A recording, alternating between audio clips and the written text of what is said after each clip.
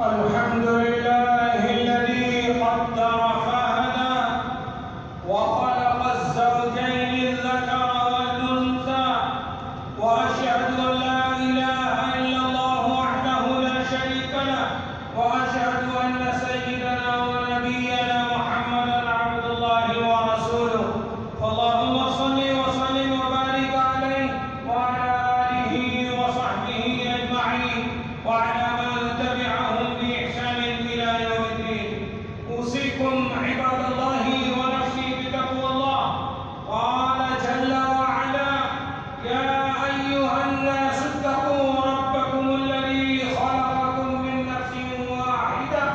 وخلق منها زوجها وبث منهما رجالا كثيرا ونساء واتقوا الله الذي تساءلون به والأرحام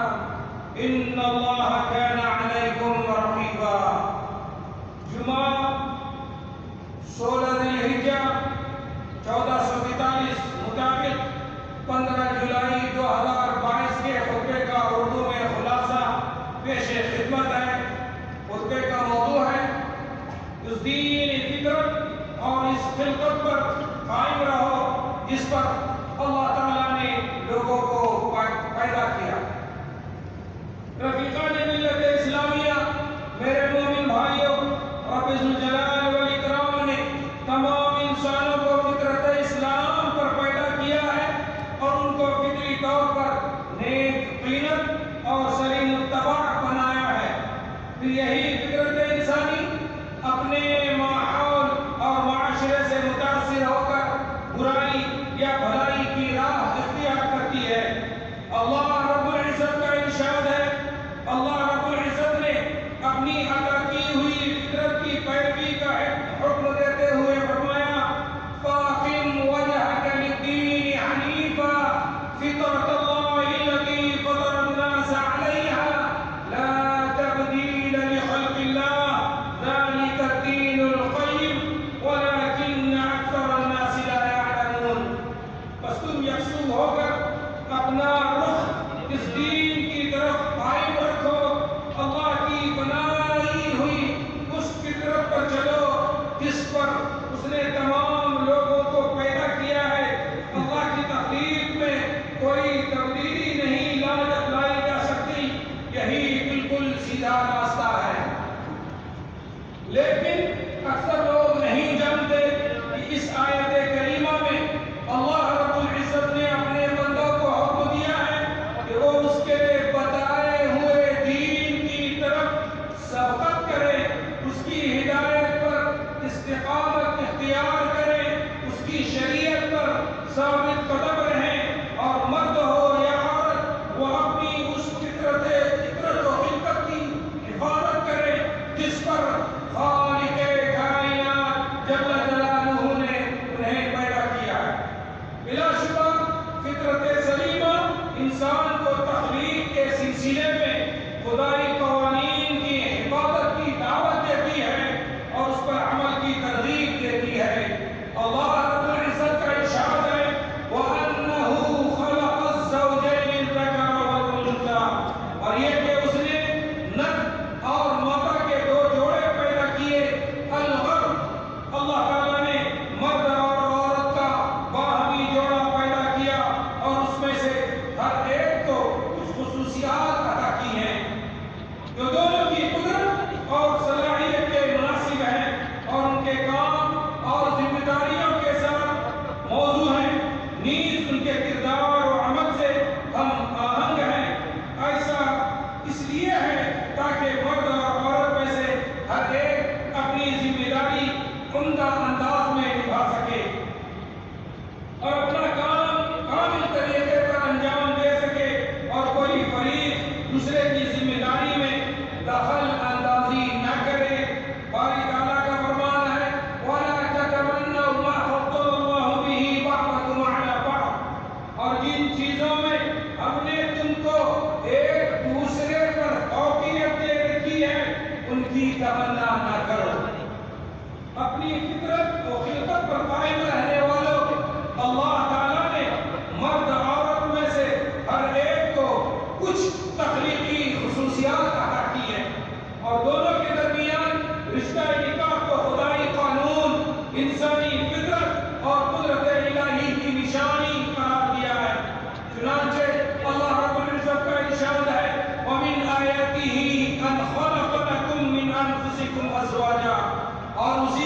نشانیوں میں سے یہ ہے کہ اس نے تمہارے لیے تمہاری جنس کی بیویاں بنائی، یعنی باری تعالیٰ نے تمہاری نسل انسانی سے تمہارے لیے عورتوں کو پیدا کیا تاکہ وہ تمہارا جوڑا بن سکے۔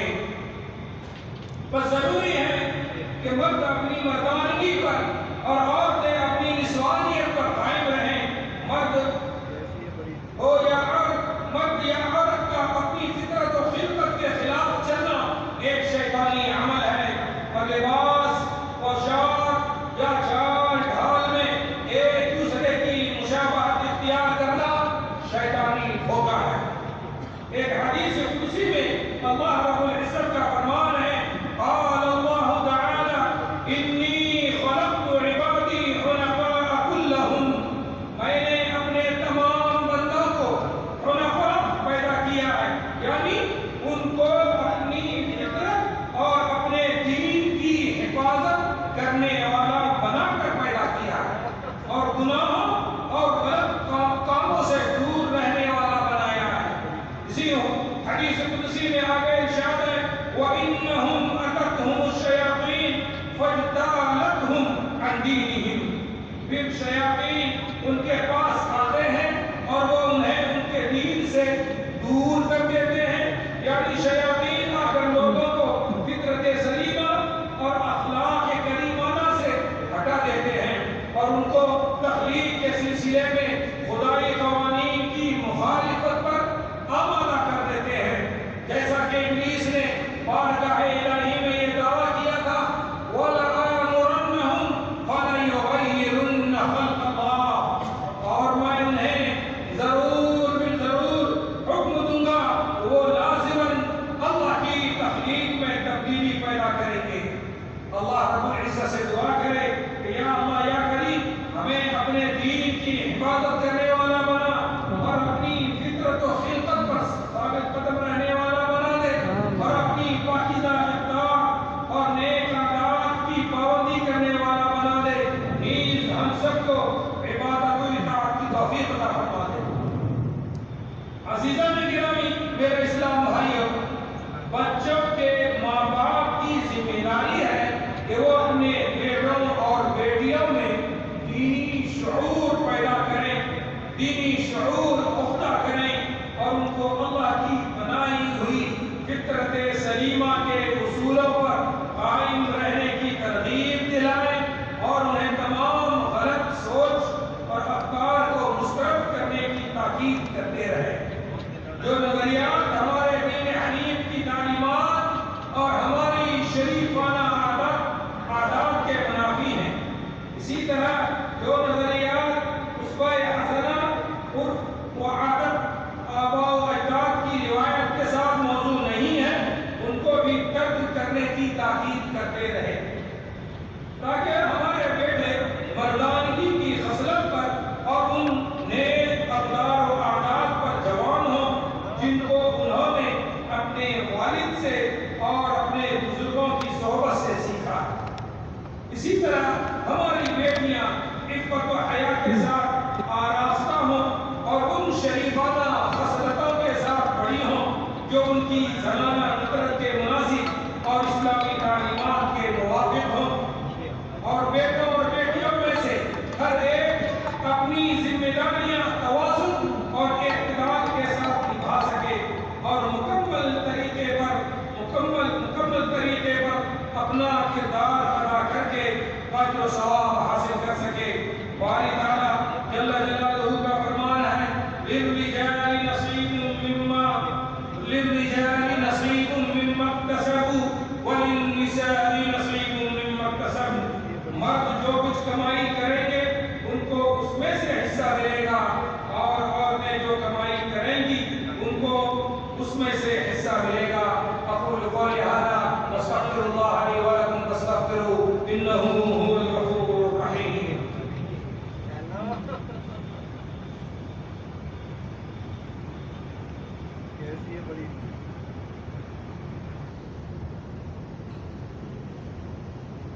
الحمد للہ وحدہ والصلاة والسلام علی سیدنا ونبینا محمد وعلى آلہ وصحبہ اجمعین وعلى التابعین